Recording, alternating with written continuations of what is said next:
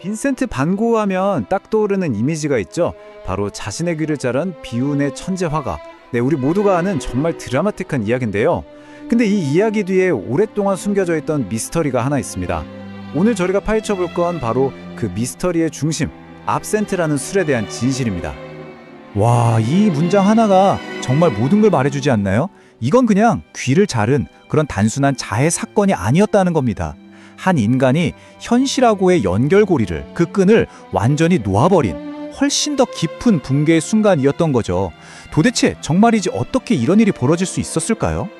그 미스터리의 한가운데에 바로 이 술, 악명 높은 압센트가 떡하니 자리 잡고 있습니다. 자, 그럼 먼저 이 저주받은 자들의 술이라고 불렸던 게 대체 뭔지부터 한번 자세히 들여다볼까요? 이 압센트라는 술이요, 19세기 유럽에서는 정말 두 개의 얼굴을 가지고 있었어요. 예술가들 사이에서는 녹색 요정이라고 불리면서 영감을 주는 존재였는데, 또 다른 사람들한테는 광기를 부르는 녹색 악마였던 거죠.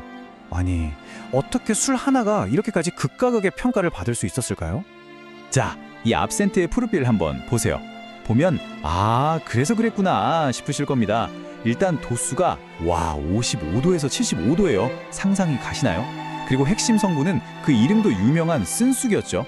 그러니까 이건 그냥 술이 아니었던 거예요. 그 시대 예술가들한테는 뭐랄까, 영감이면서 도피처이자 또 동시에 광기의 상징, 바로 그 자체였던 겁니다. 자, 그럼 이제 이 술 자체에 대한 얘기는 잠시 접어두고 이 위험한 술에 왜 그토록 끌렸을까? 바로 그 남자 빈센트 반 고흐에게로 초점을 옮겨보겠습니다. 대체 왜 그는 이 술을 찾을 수밖에 없었을까요? 반 고흐의 삶을 들여다보면요, 정말 거대한 압박감 그 자체였어요. 지독한 가난, 아무도 내 그림을 알아주지 않는다는 깊은 외로움, 이런 것도 물론 힘들었겠죠. 근데 정말 그를 미치게 했던 건 따로 있었습니다. 바로 잠시도, 단 1초도 멈추지 않는 머릿속의 소음이었어요. 이게 반 고흐가 직접 동생 테오에게 쓴 편지에 나오는 구절이거든요. 내 머릿속에는 너무 많은 것이 동시에 일어난다. 이걸 보면 그의 머릿속이 어땠을지 상상이 가시죠? 통제할 수 없는 생각들이 막 휘몰아치는 폭풍 같았다는 걸, 이보다 더 절절하게 보여주는 말이 또 있을까요? 바로 이 부분이에요. 이게 핵심입니다. 그러니까 반 고흐한테 압센트는 술 마시고 즐거워야지 이런 게 아니었다는 거죠. 감당할 수 없는 이 현실의 고통, 머릿속에서 윙윙거리는 소음, 이걸 잠깐이라도 뜨기 위한 정말 필사적인 조절장치, 일종의 스위치 같은 거였던 셈입니다. 자, 이제 이야기의 클라이맥스로 가보겠습니다. 모든 비극이 마치 약속이라도 한 듯 한꺼번에 터져버렸던 그날, 1888년 12월 프랑스 아르레이 운명적인 그 밤으로 같이 한번 들어가 보시죠. 그날 밤에 대체 무슨 일이 있었냐면요, 일단 그가 유일하게 의지했던 동료 화가 폴 고갱이랑 정말 크게 싸웁니다. 그리고 고갱이 떠나버려요. 반 고흐는 이제 완전히 혼자가 된 거죠. 그 순간 마셨던 술, 쌓여있던 불안감, 그리고 극도의 피로, 이 모든 게 한꺼번에 폭발하면서 결국 돌이킬 수 없는 선택을 하고 맙니다. 참 안타까운 비극이죠. 근데 이 비극 앞에서 우리는 질문을 던져봐야 합니다. 과연 이 모든 게 정말로 녹색 악마라고 불렸던 이 술 하나 때문이었을까? 자, 지금부터 이 사건을 한번 다시 재구성해 보겠습니다. 여러분은 어떻게 생각하세요? 정말 그 악마가 술이었을까요?